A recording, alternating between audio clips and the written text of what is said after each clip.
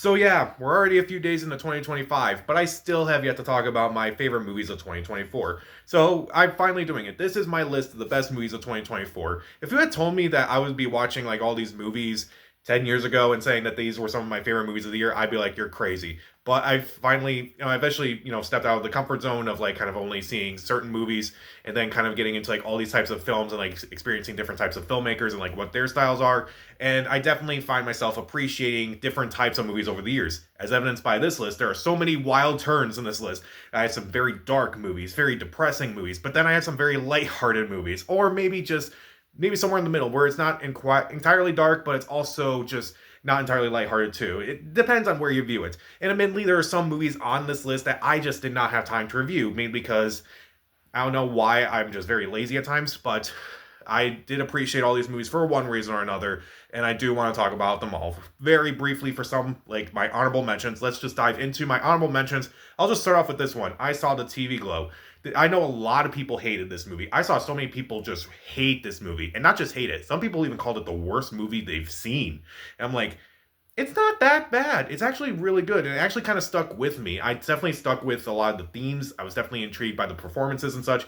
I was definitely impressed with a lot of the stuff that James Schoenbrunn was doing. Even Justice Smith, who I'm mainly not a big fan of as an actor, his performance is actually really good. Also, Bridget Lundy Payne is also very good in their performance as well. It's definitely a movie that kind of stuck with me, even though I feel like there are definitely some things I don't really like some of the dialogue and such is a little clunky, but it definitely kind of stuck with me for one reason or another.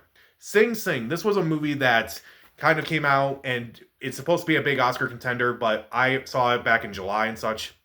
This movie, it's kind of it's a very well done movie. Coleman Domingo is very impressive in the movie. I do like that this movie is about trying to remain positive despite the traumatic situations that you're in, but also trying to express yourself through art. And I do think it is a very effective way of showing that. So I definitely think you should check this out because it may come back out if it is nominated for several Oscars. The Order, a movie starring Jude Law where he plays a police officer and Nicholas Hoult plays a white supremacist. This movie is very well done. It's very intense with incredible performances by the two leads.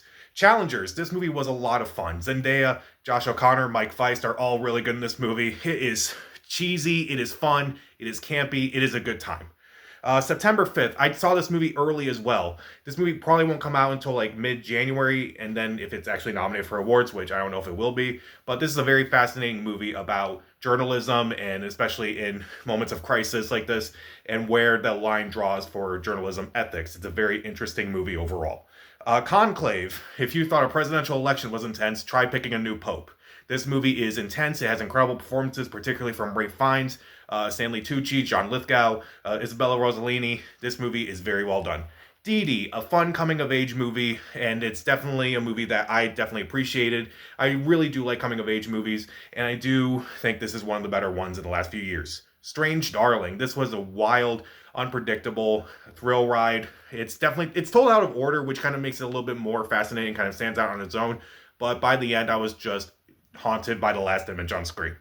Saturday Night, despite what Chevy Chase is saying, this movie is wild. This movie is fun. This movie is incredible. This movie is intense. It's literally everything. This movie has great performances, particularly from Gabriel LaBelle, Corey Michael Smith. A lot of people involved in the movie are surprisingly well cast. It is a fun time. Juror number 2, I finally got a chance to see this movie. Nicholas Hoult is on this list again somehow. He's very good in this movie, trying to find that balance between making up for what you've done, but also trying to hide what you've done. It's a very fascinating thriller that should be seen. Alien Romulus, the best alien movie since Aliens, is a great time. Despite some clunky Easter eggs and some questionable I do think this movie is still worth watching. Furiosa Mad Max Saga. This movie bombed at the box office and it shouldn't have. It is an absolutely gorgeous movie with fantastic performances by Anya Taylor-Joy, Chris Hemsworth, and it's just another incredible entry in the Mad Max franchise. And the last honorable mention I'm pointing out is Late Night with the Devil, a fun horror movie with so much going on, so much practical effects going on, a great performance by David Dastmalchian. It is a fun thrill ride from beginning to end. So now let's talk about my 10 favorite movies of 2024. And again, kind of like with some of the honorable mentions, I also did not review some of these movies. I'm looking at my list right now, and there's at least 3 that I did not do reviews of, unfortunately, but you'll get my reviews here. At number 10, A Real Pain, a movie about Jesse Eisenberg and Kieran Culkin who play cousins who go on this road trip to Poland for a Holocaust tour, and is both incredibly funny, it's incredibly dark, it's incredibly well handled. The performances, particularly from the two leads, are incredible. There's moments in this movie where they just shine, whether it's just their monologues or also just their performances and such. And I also really like with this movie too that shows that some people kind of try to hide behind facades because they know how much pain they're really feeling, and they don't want to show how much pain they're actually feeling. I think it's a very well done movie with two incredible performances. At number 9, Nosferatu. This movie is very well made. The gothic atmosphere is incredible, with incredible performances by Lily Rose Depp, Bill Skarsgård, Willem Dafoe. Everyone involved with this movie is fantastic for one reason or another. It's hard to say Robert Eggers' best movie, but I really enjoyed this movie overall. At number 8, A Complete Unknown. Bob Dylan, a movie where Timothée Chalamet plays Bob Dylan's like, this movie's not going to be good, but James Mangold, who directed Walk the Line, is directing it. Okay, let's see where this goes. And honestly, this is probably the most fun I've had in a movie in a long time. Timothée Chalamet is incredible in this movie. Edward Norton, incredible. Monica Barbaro is incredible. All the actors are really good. The live singing is very well done. The approach to Dylan's character is very well done. And I definitely thought it was very interesting, and I kind of just did not want this movie to end. Kind of makes me want to look up Bob Dylan's music a lot more. At number 7, Longlegs. This movie is messed up in every sense of the word. This movie is unpredictable. It's creepy. Nicolas Cage is just... he completely disappears in this movie. I did not see Nicolas Cage. I just saw this monster. It has a great atmosphere. It is just drenching with dread. Michael Monroe is also incredible in this movie. It was completely unpredictable, and I'm a sick man because I sat through this movie twice in theaters.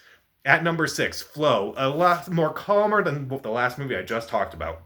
Flow is a movie about this cat that survives this post-apocalyptic event and finds all these other animals to kind of survive with. And it's very fascinating that all the voice work is just the animal sounds. And it's just very incredible that despite no dialogue being present in the movie, I still felt a lot more than I did with a lot of movies this year. At number 5, Love Lies Bleeding. Rose Glass's second movie after Saint Maud is an incredible achievement. The performances of Katie O'Brien, Kristen Stewart, Ed Harris, incredible. It is gorgeously shot. It is absolutely wild and unpredictable. It caught me off guard a lot of times. At number 4, Anora. Sean Baker's next film after some of his movies like The Florida Project and Red Rocket may actually be his best.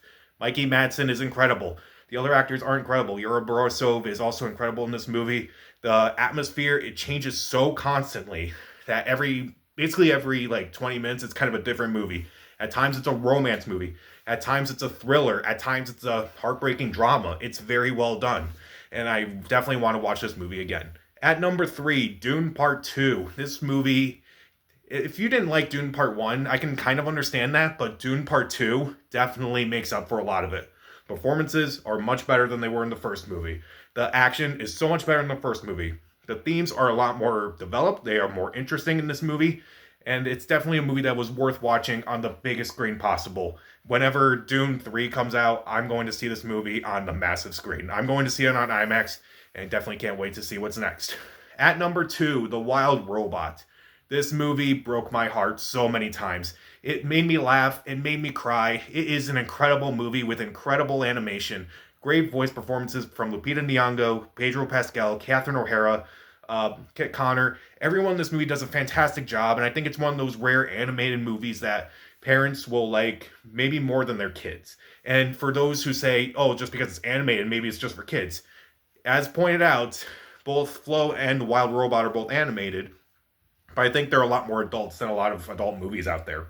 And I do think that's very commendable. But my number 1 movie of 2024 was The Substance. This movie is wild. This movie is unpredictable. This movie is disgusting. It's grotesque. It is absolute batshit crazy. And I did not stop thinking about it after seeing it. This movie is incredible. Demi Moore, incredible. Margaret Qualley, incredible. Dennis Quaid, this makes up for some of his performances in Reagan.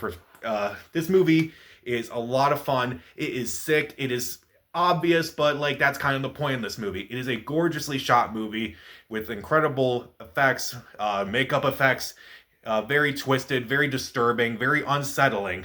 And it also gets a lot of that through without a lot of dialogue at times. It is an incredible movie. I can't wait to see what Coralie Vajot, I'm mispronouncing her name, unfortunately, I feel like, but I can't wait to see what this director does next. So that's my pick. Those are my picks for the top 10 movies, and as well as a few honorable mentions for 2024. What are some of your favorite movies of 2024? Comment down below, subscribe to the channel. This is Pat, and stay safe.